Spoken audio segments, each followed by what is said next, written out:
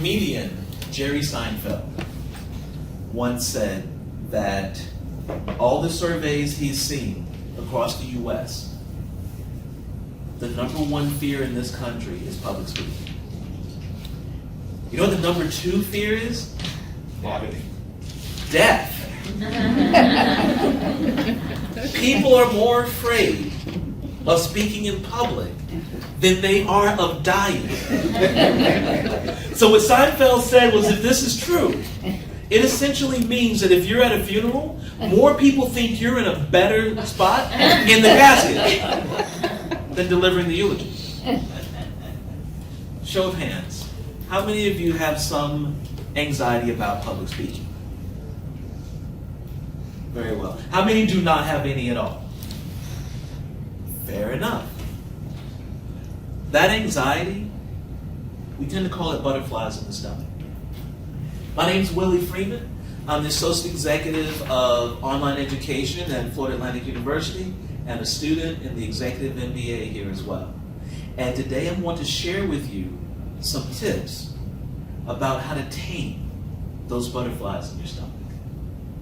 Now this information comes from Hamilton and Kroll's Communicating with Results, pages 160 to 164. The first thing I want to share with you is the fact that there are two different types of anxiety when we're speaking. One form is called trait anxiety. These are anxieties you bring with you to the situation.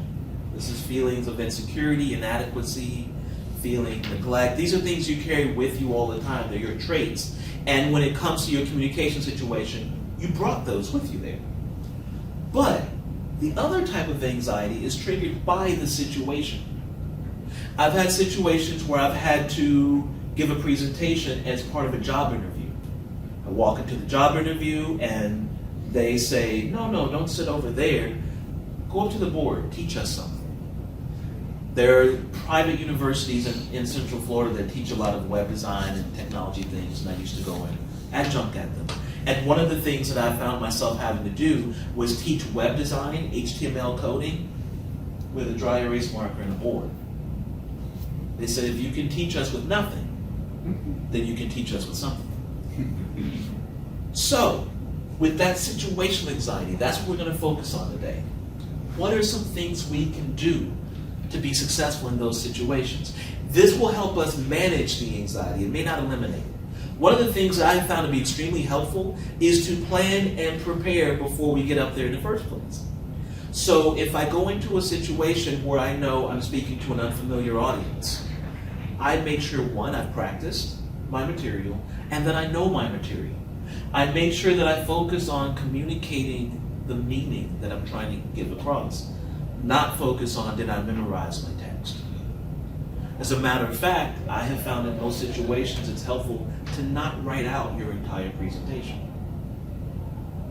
I have found that if I write out an entire message, I focus on memorizing that message, and then I'm trying to recite it to you, I come off very stiff. And if I miss a word, I feel like I have to go back and recite that word again. One of the things that I do a lot as well is warm up. The Superman pose is a great one that I just learned in this class a few weeks ago. Others for me is I'll walk around a room before a presentation and just recite in my mind different points that I want to cover. I practice deep breathing. Beforehand,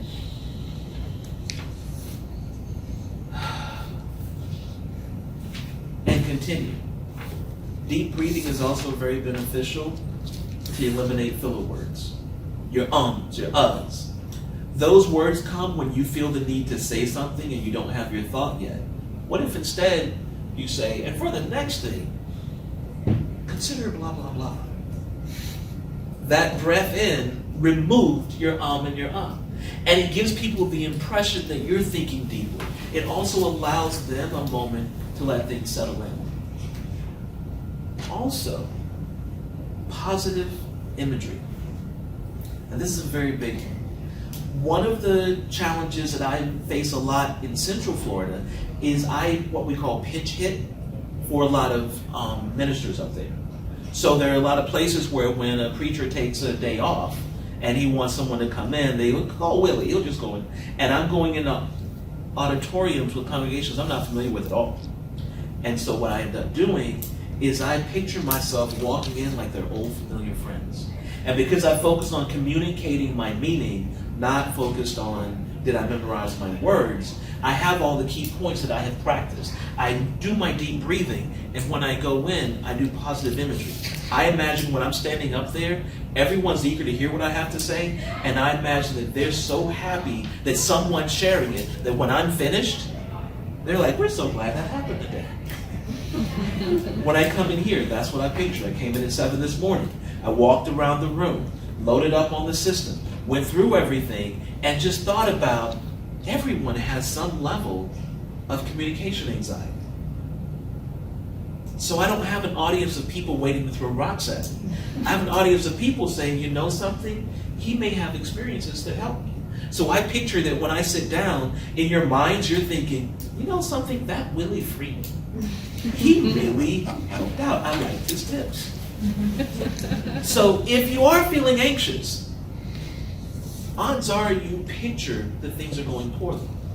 If you have one takeaway from my message today, I want it to be that you don't always get rid of the anxiety, but you can actually manage it. Deep breathing, preparing, warming up, positive imagery, actually focusing on just what you're delivering instead of focusing on the words. These are things that will help you train or tame those butterflies. Any questions? Yes, ma'am. So I read somewhere that it was good to, if you're doing a speech, not be continuously practicing your speech over and over in your head, like right before you give it. Do you think it's a good idea to maybe 5 minutes before your presentation distract yourself with something else, or should you be thinking about what you're going to say up until that moment? Whether or not we should practice our speech right up to the moment or distract yourself can depend largely on your level and type of anxiety. For some people, delivering a presentation is the equivalent of an exam. And they want it to be the last thing in their head when they get up. They're going through it at this point, this point, this point, this point. And so for those people, they may practice right up to that moment because they fear their minds will go blank. For others, however, you drill it, it loses its meaning. It loses the umph. And they may need to take that little break. So that very much depends on the person and what works for them. Yes, sir. So for people who suffer from this anxiety, a lot of people get dry mouth, you know. Yes. So how could someone drink water during a presentation or something? Great question. How do you deal with dry mouth? There are physical effects of this anxiety. When I first started public speaking, there was a whole lot of Willie talks too fast.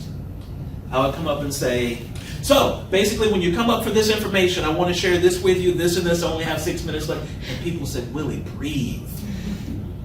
And I was like, I am breathing. No, you're not. So those deep breaths, place them in the bottle of water. You come up, especially if it's informal enough that you can get away with it. There's some places it's entirely inappropriate. If appropriate, make a point, take a sip, and continue going. Not after every point. After a while, you end up having to run to the restroom. You make everybody else thirsty. It gets distracted. I saw another hand come up. Yes, sir. I've had a lot of anxiety when speaking. I do a lot of public speaking, and I end up shaking. Yes. And so how do you deal with the shaking? How do you calm yourself, or do you grab your clothes or something? Like, how do you control the shaking? How do you control another physical aspect of situational anxiety, the shaking when you're speaking? I can tell you from experience, unless people are very close to you, if you're dressed formally, odds are they don't see the shaking. Unless you are stiff, where you're trying to hold your hands absolutely still, if you are expressive at all, a lot of times they don't see the shaking. There are times I've gotten down off stage, people say, that was wonderful. And I'm like, yeah, that is why we discourage bringing up a water bottle or your notes or note cards, because many times that's what's shaking, and the audience will notice it. If you don't have anything in your hand, they will not notice the shaking. So that's why we discourage the water bottle, because it usually is a distract, it can be a distraction. Claudia, then Chris. I'm sorry, Maria, then Chris. So, how do you deal with actually going blank? It's happened to me, it always happens to me. How do I avoid it? How do we deal with actually going blank? One, I insist if you're going to do public speaking, speak on something you know. Make sure you know it before you get up there. Now, when you get up and you don't remember what you're going to say, if you know the topic, you can still speak on it. My brother-in-law's name is Tony. My mother-in-law's name is Joe. My wife's name is Takia. I can forget everything I want to tell you about my family. I know who they are.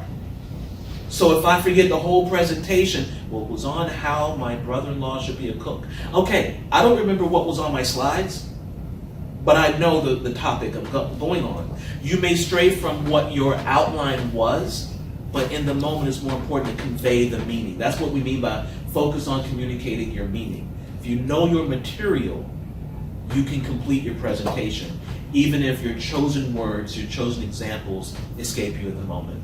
And then, Yeah.